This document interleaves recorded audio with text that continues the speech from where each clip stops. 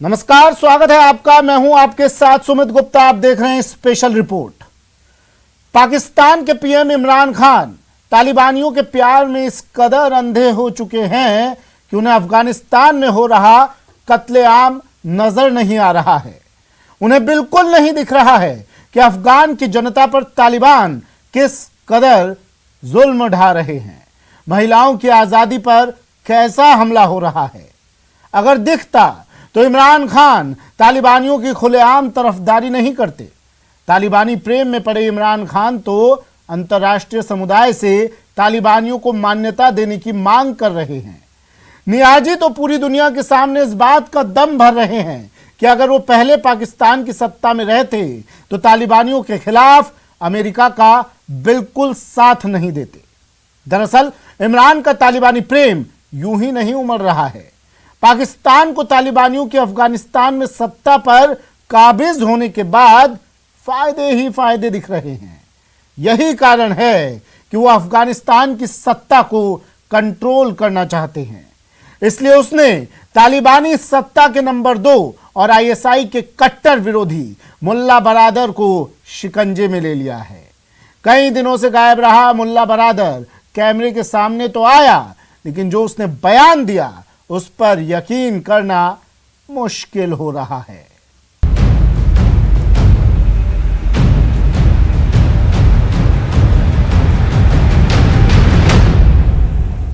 तालिबान के आतंकी अफगानिस्तान में कत्लेआम मचा रहे हैं। खौफ और दहशत की इमरान खान ने यह तक कह डाला कि अगर वो इससे पहले पाकिस्तान की सत्ता पर काबिज होते तो कभी भी तालिबान के खिलाफ अमेरिका का साथ ना देते। मतलब इमरान खान नियाजी तो बन गए हैं कट्टर जिहादी।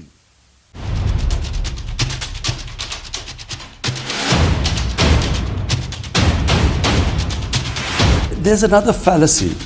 Afghanistan cannot be controlled by outside. Rather than sitting here and thinking that we can sort of control them, we should incentivize them.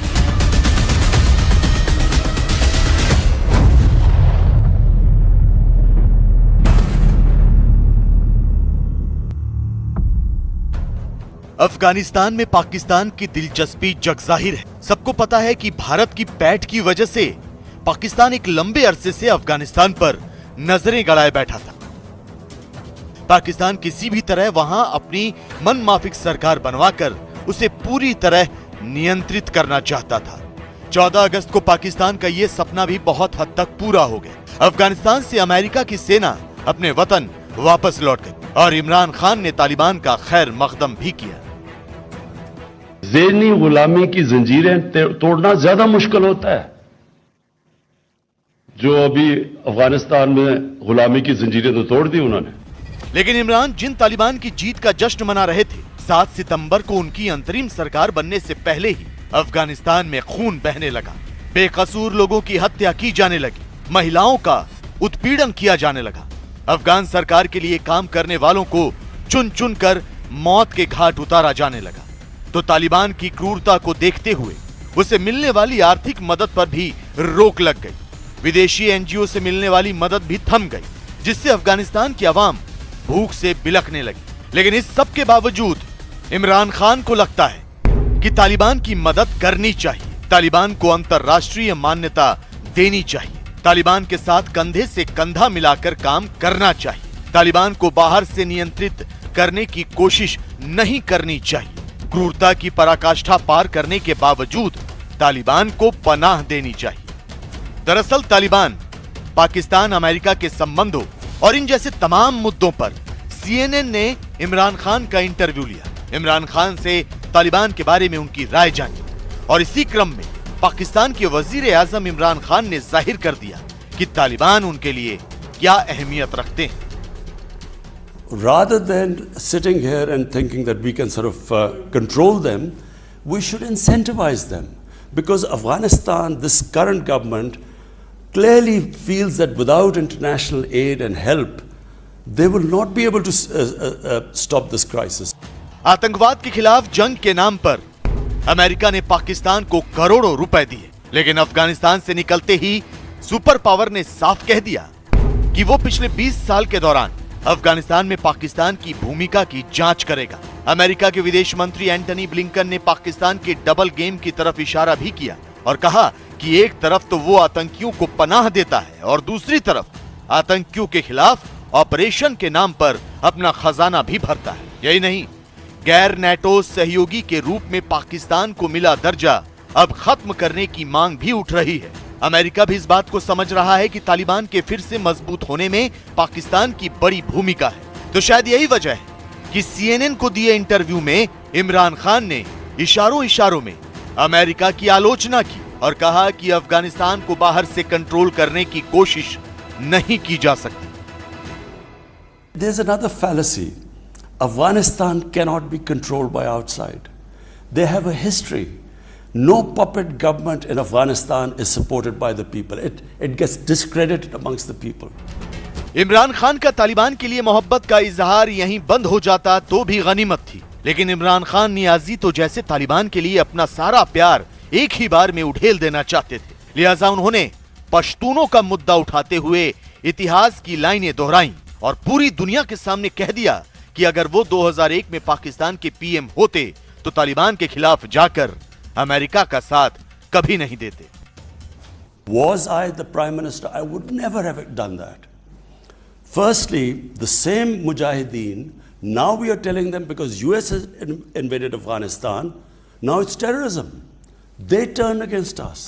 जिन पश्तूनों का बहाना बनाकर इमरान तालिबान का पक्ष ले रहे हैं, क्या तालिबान सरकार बनने के बाद उस पश्तून समस्या का हल निकल जाएगा? शायद नहीं, क्योंकि पाकिस्तान पहले से ही PTM यानी पश्तून तहफ्फुज मूवमेंट के रूप में घरेलू पश्तून समस्या का सामना कर रहा है। इसके अलावा अफगानिस्तान में तालिबान सरकार की वजह से अब तहरीके तालिबान पाकिस्तान भी उसके लिए और ज्यादा बड़ा खतरा बन जाएगा। लेकिन इस सब के बावजूद इमरान खान तालिबान का समर्थन सिर्फ इसलिए कर रहे हैं क्योंकि उन्हें लगता है कि विदेशी ताकतों के खिलाफ तालिबान ने जिहाद किया था और ऐसा जिहाद जायज है।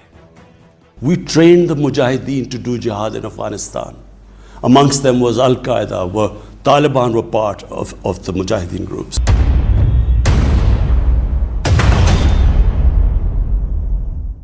आपको क्या लग रहा है कि पाकिस्तान के वजीर आजम ऐसे ही अमेरिका को ललकार रहे हैं?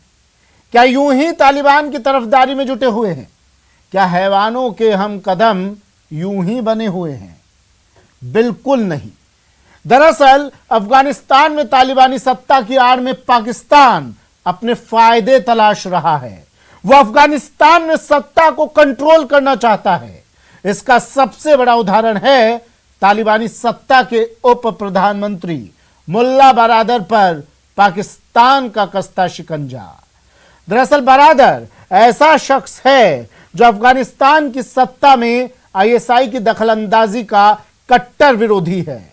लंबे समय से पर्दे से गायब रहा मुल्ला बरादर कैमरे पर तो आया, लेकिन सरकार में जारी गतिरोध को लेकर ऐसा बयान दिया कि पूरी दुनिया हैरान रह गई।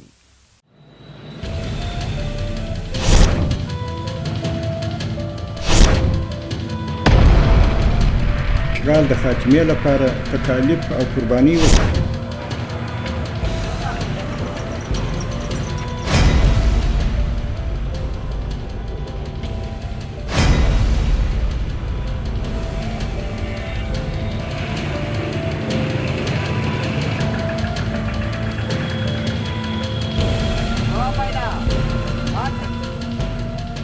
तालिबान की अंतरिम सरकार बनने के बाद से ही उनके उप प्रधानमंत्री मुल्ला अब्दुल गनी बरादर के बारे में तमाम तरह के कयास लगाए जा रहे थे। खबरें आ रही थी कि मुल्ला बरादर का हक्कानी नेटवर्क के नेताओं के साथ खूनी संघर्ष हुआ था। खबरें आ रही थी कि मुल्ला बरादर तालिबान की अंतरिम सरकार में अपना कद घटाए जाने से नाराज चल रहा है। खबरें ये भी थी कि तालिबान में दरार आ चुकी है और बहुत जल्द उनकी सरकार गिरने वाली है। लेकिन इन तमाम खबरों पर विराम देते हुए तालिबान सरकार का उप प्रधानमंत्री मुल्ला बरादर अचानक कैमरे के सामने आया और इतने दिनों तक गायब रहने की वजह बताई। هیڅ حقیقت نه لري. زه الحمدلله جوړ او روغ یم، او بله خبره دا چې رسنۍ وایي چې خپل منځي اختلافات لري، دا بالکل هم هیڅ حقیقت نه لري. لله الحمد موږ په خپل منځ کې ډېر شفقت او ترحم لرو چې حتی په یو فامیل کې به هم داسې شفقت او ترحم نه وي. او بل دا چې موږ دا څو کاله د اشغال د خاتمې لپاره تکالیف او قرباني ورکړي دي، دا نه د اقتدار لپاره وي او نه د منصب لپاره وه.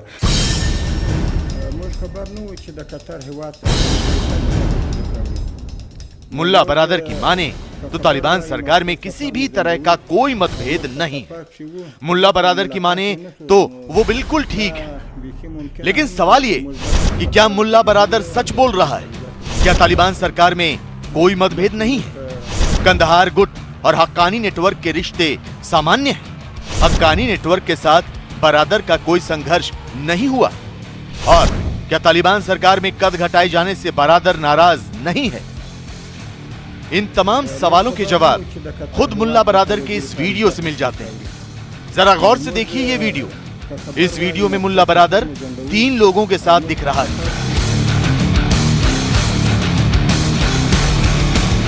एक खुद वो, दूसरा उसका इंटरव्यू लेने वाला शख्स, और तीसरा शख्स तालिबान का आतंकी जो शायद बरादर की हिफाजत के लिए मौजूद है।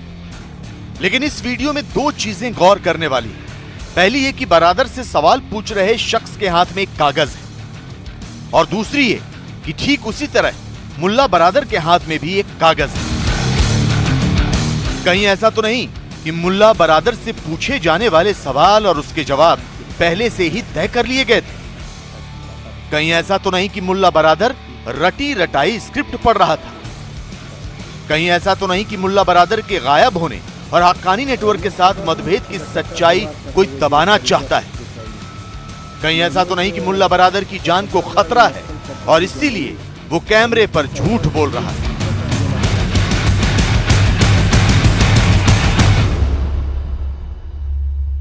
हर डगर के د منفي تبلیغات او د خپل حل زلو کوشش کړی چې د سپیشلی مبارزه دغداره کې او له ناکامۍ سره یې مخ کړي.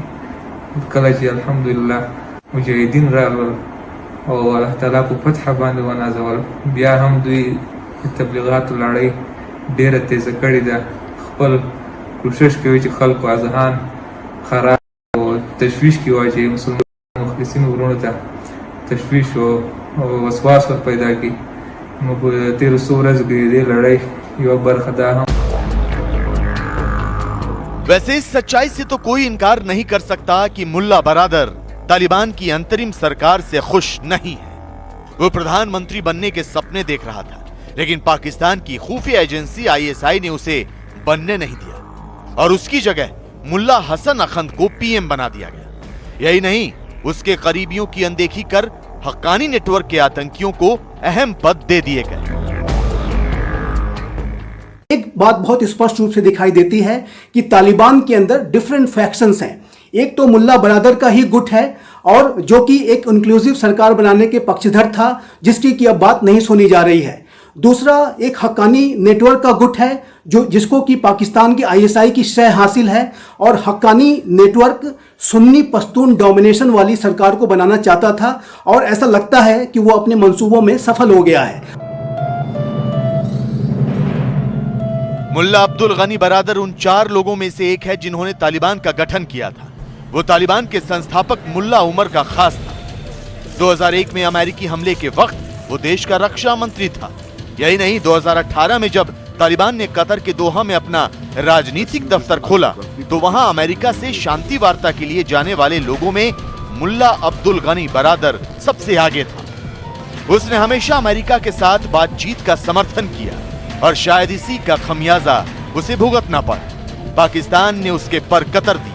तो अब ये कयास लगाए जा रहे हैं कि मुल्ला बरादर पाकिस्तान की खुफिया एजेंसी ISI के शिकंजे में है, और ISI के दबाव में ही तालिबान सरकार में मतभेद की खबरों को झूठा बता रहा है। जबकि इतने दिनों बाद कैमरे पर आए बरादर का बॉडी लैंग्वेज और उसकी आवाज साफ जाहिर कर रही है कि वो बेहद कमजोर हो चुका है। तालिबान एक तरफ खौफ और आतंक की नई दास्तां लिखना चाहता है। दूसरी तरफ तालिबान के आतंकी भूख से बिलख रहे हैं। दरअसल जब से अफगानिस्तान में तालिबान राज की स्थापना हुई है, देश के आर्थिक हालात बद से बदतर होते जा रहे हैं। सच्चाई तो यह है कि आम जनता के साथ साथ अब तालिबानी आतंकी भी पाई पाई को मोहताज हैं। तालिबानी आतंकियों के सिर पर ना तो छत है और ना ही पेट भरने के लिए अनाज।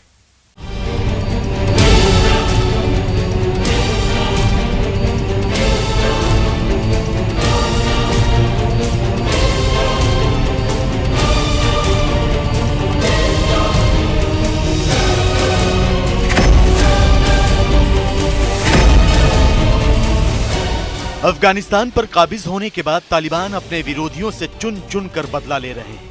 अफगान सुरक्षा बल के जवानों के परिवारों पर तो तालिबान बेइंतहा जुल्म ढा रहे हैं। अफगान सुरक्षा बल के परिवार वालों को जबरन उनके घरों से निकालकर सड़क पर फेंक दिया गया है। 3000 से ज्यादा परिवारों को घर छोड़ने पर मजबूर कर दिया गया है। लोगों को खाली पेट सड़क पर जिंदगी गुजारनी पड़ रही है। लेकिन तालिबान के शोषण का शिकार सिर्फ यही परिवार नहीं हो रहे, बल्कि पूरा अफगानिस्तान तालिबान राज के बाद त्राहिमाम कर रहा है। अफगानिस्तान को मुफलिसी और गुर्बत ने अपने शिकंजे में लेना शुरू कर दिया है। आपको यकीन नहीं होगा, लेकिन अफगानिस्तान की एक बड़ी आबादी भूख से बिलख रही है। लोग पेट भरने के लिए अपने घर के जरूरी सामान बेचने तक को मजबूर हो गए हैं। काबुल के चमन-ए-होजरी और मज़ार-ए शरीफ के बाजारों में लोग अपने घरों का सामान बेच रहे हैं। ये बाजार रेफ्रिजरेटर, कुशन, पंखे, तकिए, कंबल, चांदी के बर्तन, पर्दे, बिस्तर, गद्दे, किचन का सामान और अलमारियों से भरे हैं। अफगानिस्तान की आवाम पर दोहरी मार पड़ी है। एक तरफ लोगों को डर है कि तालिबान उन्हें मार डालेंगे और दूसरी तरफ इस बात का खौफ है कि भूख उन्हें मार देगी। देश में कीमतों में बढ़ोतरी की निगरानी के लिए चेक एंड बैलेंस सिस्टम तबाह हो चुका है। अलग अलग शहरों में राशन बांटने वाले केंद्रों के बाहर लंबी कतारें हैं। संयुक्त राष्ट्र के अनुमान के मुताबिक हर 3 में से 1 अफगान नागरिक भुखमरी का सामना कर रहा है। अभी 50% आबादी गरीबी रेखा से नीचे है, लेकिन कयास लगाए जा रहे हैं कि 97% से अधिक अफगान आबादी 2022 के मध्य तक गरीबी रेखा से नीचे पहुंच सकती है। पश्चिमी देशों के ज्यादातर एनजीओ अब बंद हो चुके हैं। ऊपर से पिछले 2 साल से सूखे की वजह से खाद्यान्न संकट भी पैदा हो गया है। हालांकि तालिबान को उम्मीद है कि दूसरे देशों से आर्थिक सहायता में कमी आई तो चीन और रूस इसकी भरपाई करेंगे, लेकिन अभी तक इन दोनों देशों ने इस मुद्दे पर कोई ठोस पहल नहीं की।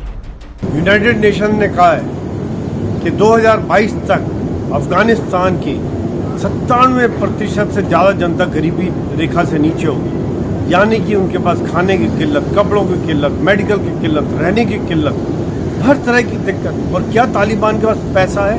क्या उन आज कोई वो इंडस्ट्री लगाने का प्लान कर रहे हैं? क्या कोई ट्रेडिंग का सेंटर बना रहे हैं? क्या कोई बिजनेस सेटअप कर रहे हैं? क्या उनके पास हॉस्पिटल्स हैं, डॉक्टर्स हैं? क्या वो शिक्षा के क्षेत्र में आगे बढ़ रहे हैं? कैसे हो?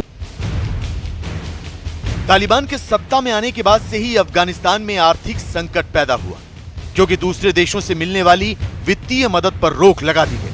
लिहाजा तंगहाली से जूझ रहे तालिबान ने आम जनता के लिए भी बैंक से पैसे निकालने की सीमा तय कर दी। लेकिन अब तो तालिबान के पास खुद इतने पैसे भी नहीं बचे कि वो अपने आतंकियों को दे सके। न्यूयॉर्क पोस्ट की एक रिपोर्ट में यह दावा किया गया है कि तालिबानी आतंकियों को बीते कई महीनों से 1 रुपया भी नहीं मिला है।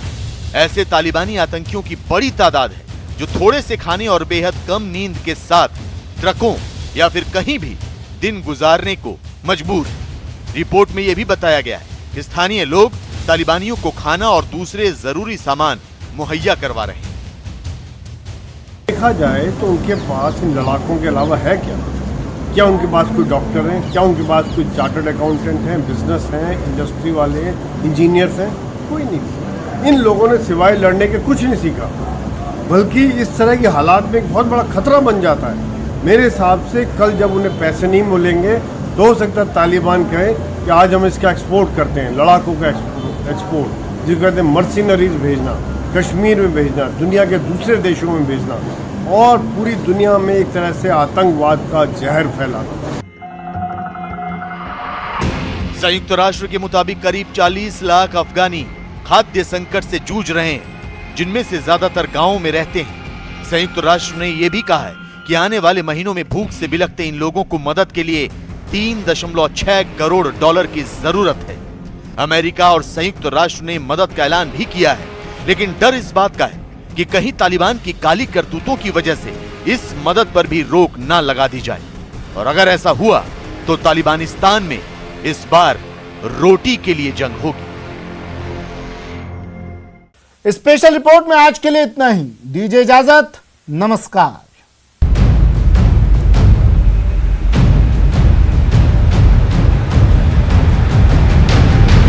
के कोषाध्यक्ष प्रकाश